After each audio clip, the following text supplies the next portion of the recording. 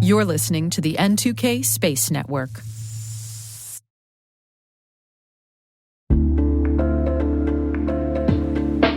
Imagine this. Your primary identity provider goes down, whether it's a cloud outage, network issue, or even a cyber attack.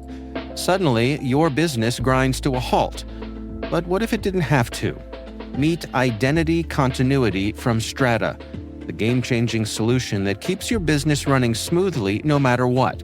Whether your cloud IDP crashes or your on-prem system faces a hiccup, Identity Continuity seamlessly shifts authentication to a secondary or even tertiary IDP, automatically and without disruption. Powered by the Mavericks Identity Orchestration Platform, Identity Continuity uses smart health checks to monitor your IDP's availability and instantly activates failover strategies tailored to your needs. When the coast is clear, it's a seamless switch back. No more downtime, no lost revenue, no frustrated customers. Just continuous, secure access to your critical applications every single time. Protect your business from the high costs of IDP outages. With Identity Continuity from Strata, downtime is a thing of the past. Visit strata.io/cyberwire to learn how Strata's Identity Continuity can provide seamless enhanced capabilities to your existing identity fabric and receive a free set of AirPods Pro.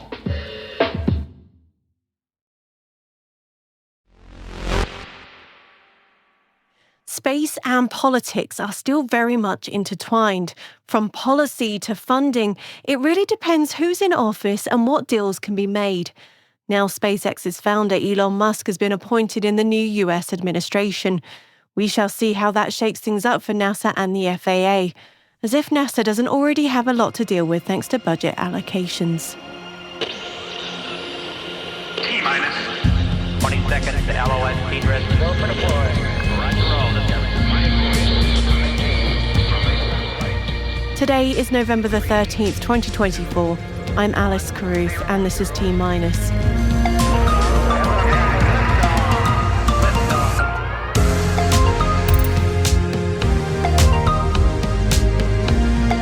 NASA's JPL announces cuts to the workforce. Rocket Lab announces new contracts for Neutron.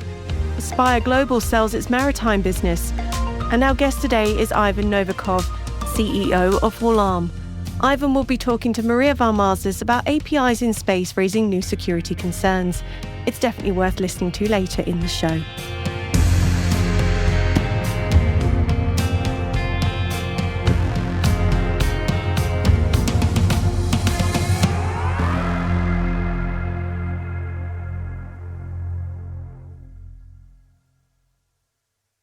Happy Hump Day, everybody. We're kicking off today's intelligence briefing with some somber news. NASA's Jet Propulsion Lab in California, known as JPL, has announced that it'll be making layoffs. JPL shared the announcement on NASA's website stating, quote, "While we have taken various measures to meet our current fiscal year 2025 budget allocation, we have reached the difficult decision to reduce the JPL workforce through layoffs. This reduction affects approximately 325 of our colleagues, an impact of about 5% of our workforce. These impacts are occurring across technical, business, and support areas of the lab." The statement went on to say that, quote, "These are painful but necessary adjustments that will enable us to adhere to our budget while continuing our important work for NASA and our nation." All employees were required to work from home today on November the 13th, regardless of their telework status. At 9:30 a.m. local time, a virtual lab-wide meeting was held to relay the details of what to expect. Our thoughts and best wishes are with those affected by the layoffs. Moving on to some more positive news, Rocket Lab has shared their financial results from the last quarter. The company's revenue grew 55% year-on-year to $105 million, and they continue to see a strong demand growth with a backlog at $1.05 billion. Rocket Lab also used their investor call to announce a multi-launch agreement with a confidential commercial satellite constellation operator for its new medium-lift rocket, Neutron. Under the contract, Rocket Lab will launch 2 dedicated missions on Neutron starting in mid-2026. They also announced a federal defense contract that supports Neutron and the development of its Archimedes engine with the US Air Force Research Lab. Rocket Lab's next launch, the Ice Baby mission for Kinéis, is scheduled to take off during a 14-day window that opens on November the 23rd. Spire Global has announced an agreement to sell its maritime business to Kpler for approximately $241 million. The company says it plans to use the proceeds of the sale to retire all outstanding debt and invest in near-term growth opportunities. Spire will retain its satellite network, technology and infrastructure and will continue to serve its aviation, weather and space services customers, along with the existing US government portion of its maritime customer portfolio. The transaction is expected to close by the first quarter of 2025. Denmark has become the 48th nation to sign the Artemis Accords. A ceremony was held in Copenhagen with Christina Uglund, Minister of Higher Education and Science, signing the Artemis Accords on behalf of Denmark.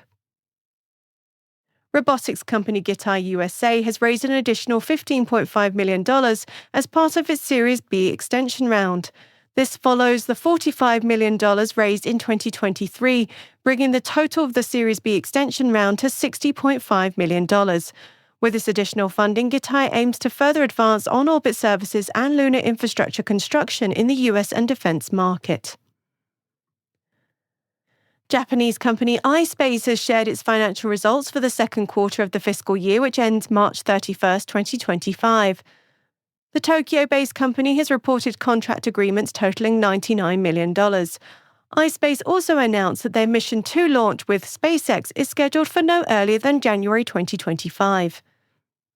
The company says that preparations for the Resilience lander are progressing smoothly and that the vehicle will be shipped to Florida on time according to the planned schedule for their launch preparations.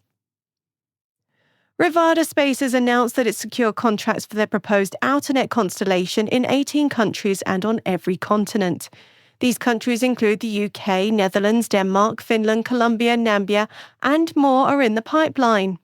Rivada also says that it's lined up more than $13.5 billion of business globally for its LEO network and has added 400 MHz of newly available spectrum to its portfolio.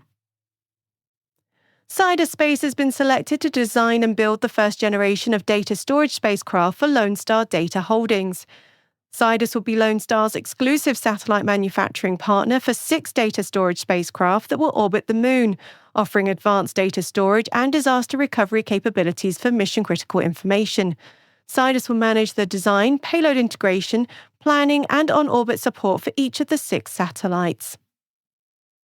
The Space Development Agency has awarded a contract for advanced fire control ground infrastructure to support demonstrations and potential future operations under the agency's advanced fire control effort. The cost-plus award fee contract, worth a maximum of $117 million, was awarded to Kratos Technology and Training Solutions. Kratos will lead a team of industry performers to provide a common, enduring ground infrastructure and resources to minimize cost and complexity for multiple advanced fire control prototype efforts. Initial funding of approximately $17 million was obligated at the time of the award. Sony Space Communications Corporation, known as SSCC, and Astro Digital are partnering to design, manufacture, and launch 2 microsatellites. These satellites will each carry an SSCC optical terminal and will showcase SSCC's optical communications technology by establishing high data rate laser comm links with each other as well as with terminals on the Earth. The satellites are expected to be launched in 2026.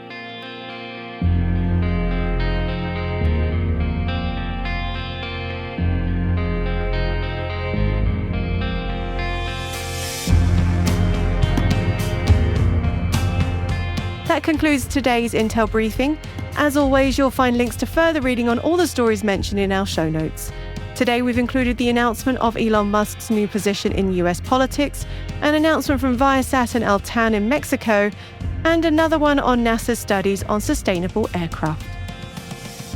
Hey T- crew, if you find this podcast useful, please do us a favor and share a 5-star rating and a short review in your favorite podcast app. It will help other space professionals like you find the show and join the T- crew. Thank you. We really appreciate it.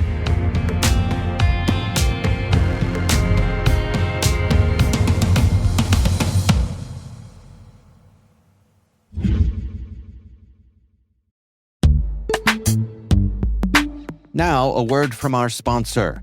The Johns Hopkins University Information Security Institute is currently seeking qualified applicants for its innovative Master of Science in Security Informatics degree program. Study alongside world-class interdisciplinary experts and gain unparalleled educational, research, and professional experience in information security and assurance. Interested U.S. citizens should consider the NSF's Scholarship for Service program or the DoD's Cyber Scholarship program. Both scholarships cover tuition, required fees, university-sponsored health insurance, and provide more than $30,000 in an additional annual stipend. Apply for these scholarships to start in the fall semester at cs.jhu.edu/MSSI.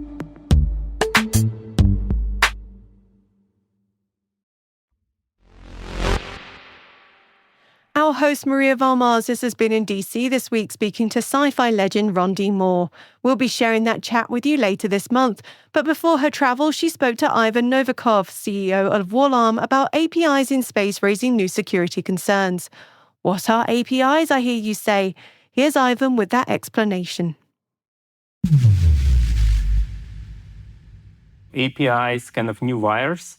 Whatever you think about the connectivity, 99% of the chances it's driven by API. So API is basically the way how different systems communicate to each other, transfer data. And if you any time use mobile app, right? Your mobile app actually rely on API. So API is the way how your mobile app connect to the cloud to get some data and show you the data back in the UX. The same websites. The majority of the websites now using the same approach, where the front end of the website communicates with an API in the back end, similar to bank-to-bank wires, right? It's driven by API, or even the data that goes from the Earth to the satellites. So it's also API. It's basically new wires that connects everything. Now I feel like we're all up to speed exactly where we need to be there. Okay. So for folks who are making, I'm going to be very broad strokes here, who are making some kind of spacecraft or working with, interfacing with some sort of space application in any way, they're using APIs in a number of different ways. Either they are creating them for their application or they are using them, or sometimes both. What are the issues that people need to understand in terms of the security problems that can come up with API use in the context of space? So the first of all, I guess that API is just an interface, right? The term defined very broadly, as I said before, like a new wire, and very specific implementation of the API, such as you mentioned, like in the space area, right? It really depends on like what's there, which data goes there, and I guess the main thing to put as a first thing that you have to understand while you start developing or building or use APIs is like nothing guaranteed by default. So having API doesn't mean that any security controls will be delivered by default, and that's crucial. It's very important, because when we focus on something new, sometimes we assume that some kind of new security control should be also delivered in this new tag because this tag is new, but it's not, because it's very broadly defined. In many cases, just like the general term, and inside the hood, under the hood, all the time, you will have some more and more specific thing that you have to focus on. I'm thinking through some space companies that I'm not going to name names, but I'm thinking many of them have an API that's very open to the web because they want people to use the data that they're providing from their satellites, for example. I'm trying to think of like examples of what is the direction that we want to give people who are developing APIs for people to access, or as you said, like not to assume that things are secure, but what do people need to do beyond that? Do they need to, what do they need to do next? Mm-hmm. I guess the first thing is just to start with the usual application security controls, right? Such as identify who's your customers, who consume your API, right? How you can make sure that your consumer is actually your consumer, means authentication, right? And then if you're 100% sure of that, or some sort of the authentication done, you have to focus on how exactly which functions this authenticated user can consume, means authorization to very specific functions. And then when it started, you have to make sure that the way how this authenticated and authorized users consume your functions actually your designed way, the way how you design, how you suppose them to use these functions, means in many cases abuse or fraud or some other attacks like that. So it's basically kind of like main three things that we have to check. And then the most important part here is you have to design the things while you're designing your APIs in a way how it will be designed in the future before you actually roll out this to any production things. Otherwise, it's just impossible to define it afterwards, right? If you release some API and never require authentication, you have many users. It's just hard for you to step back and tell, hey, no, now I'm kind of like canceling this and start over. So it's just hard. So that's why these three things should be designed before, and then all the next thing could be kind of like delivered once you will see, some real data, some real use case, and some real attacks for sure. Can you give me a sense of the potential risks for a misconfigured or poorly configured or not at all well configured API? So what is at risk if someone, if some access is wide open in a way that maybe the API provider didn't intend? It's not just that people you don't want can access your data. Are other things at risk as well? Yeah. So essentially, as I said before, API just like direct access to the data, and that's very important because if you have a direct access to the data, then basically you design API, right, to access your data. So it's not something designed for a different purpose, right? It's designed for this purpose. If you kind of like miss a few controls, such as authentication, authorization, or the using kind of like limiting the usage, right? Then you have a case when your data became accessible, and then if it became accessible from different ways, not designed by you, then it caused some risks. Could be direct risks, such as like your like private data or sensitive private data got compromised, or indirect risk where just like legit users can see some more, but over years or over quarters, the data became like private or very sensitive to you because something changed. So that's first. But what basically makes API so unique in terms of this, why it's not like it was before, this API actually took over as the speed and accessibility. So basically, if we're talking about API, let's say, when I started cyber, it was not a problem to have an issue, like security issue, for 5-10 minutes, right? We all accept the risk and we tell, hey, 5-10 minutes is probably okay. I can, manage to call someone, and that someone can, block an access. So it's kind of like acceptable risk. 5-10 minutes is not enough. Nowadays, even 1 minute is just enough to download, like a couple of gigabytes of data, which is a lot. And APIs makes this even faster because it's designed specifically to get access to your data in a very fast way without anything, any barriers in the front. So basically, if you have an issue with your authentication and you basically don't have any couple of seconds, because in 30 seconds, it's possible to download like a gigabit,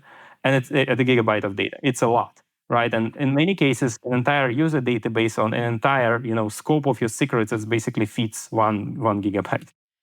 Yeah, as you're describing this, I'm thinking national security issues. That seems like a very clear use case of where this could be a really big issue. That's a little scary, but also good to know. Knowledge is power, so this is good to know. Yeah. So now that I'm terrified, what is the advice that we want to leave our listeners who are building out these solutions? What do we need them to know in order to lock down their APIs a bit better? Oh, as I said before, secure design or security by design is the first thing, right? And then basically this points you to the most important piece of your API landscape or so-called posture. So if you have something that you don't know about, right, such as like APIs that you don't even know about, automatically it means that you don't have security controls there. Otherwise, how it's possible, right? So I guess having some kind of like baseline of an inventory or posture is probably the first thing, but you should not think about posture as something, hey, I know that it's deployed, right? You have to think about that as like, do I have secure designs there or not? Which kind of controls were designed put it into the basement when I start to build it or my team build that or not. And if you don't have an answer, who built that, how it was built, then it's almost equal to you don't have any security there, because you cannot rely on any reasonable feedback. And in many cases, you don't even know an owner or who is now responsible for the particular function, which means you, in many cases, will see no one responsible for the piece of the data, right, accessible to someone, which is a big concern and big problem. And I guess while an entire world start to consume APIs like heavily, they realize it's easy to build them, which is another risk factor. When it's something easy to build, then it's hard to secure and hard to maintain, right? Because essentially it's a trade-off, right? If it's something easy, then there is a kind of like the back side of the same problem, right? That in our case, it's the security. It's easy to build, it's easy to connect data to the API, it's easy to make the data accessible, it's fast, but it's a lot of security concerns connected to the same, simplicity.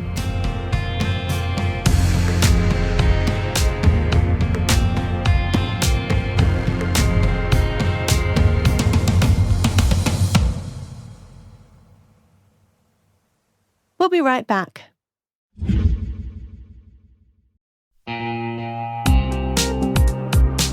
Quick question.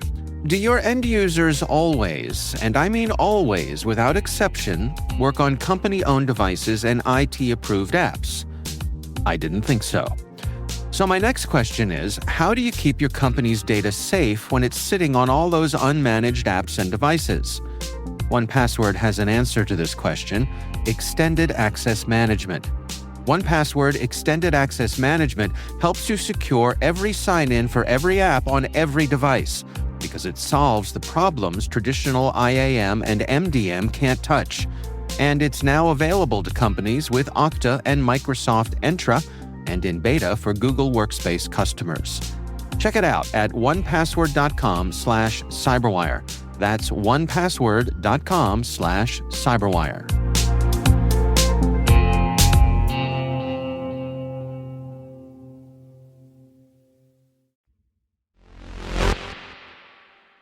Welcome back. And Happy New Year, Mars. Yes, yesterday was a normal midweek here on our planet, but it marked the start of a new year for our neighbouring red planet. How do we know this? Because we, us Earthlings, say so. The convention for counting years on the Martian calendar started in 1955, with a major storm named the Great Dust Storm of 1956. This is the 38th Martian year since we started keeping track. You see, a Martian day is called a sol, and it lasts 24 hours and 39 minutes, just slightly longer than an Earth day. 1 year on Mars, however, equals 687 Earth days, or 668 sols, nearly twice as long as an Earth year. The Martian New Year begins in the northern equinox. It's spring in the north and autumn in the south. Yes, Mars has 4 seasons just like here on Earth, although they don't equal in length due to Mars's elliptical orbit. And if you're now wondering how old you are on Mars, divide your current age by 1.88 and tell your friends just how much younger you are. It sure does feel good to be 21 again.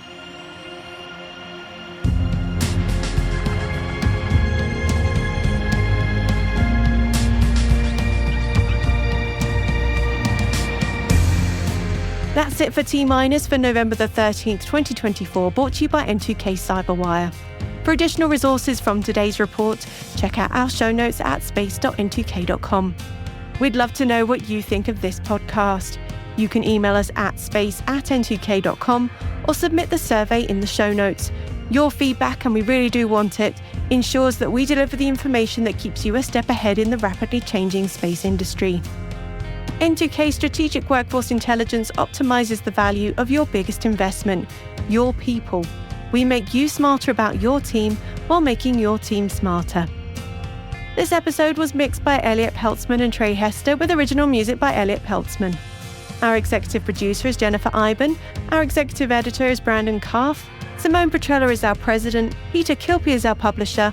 And I'm Alice Carruth. Thanks for listening.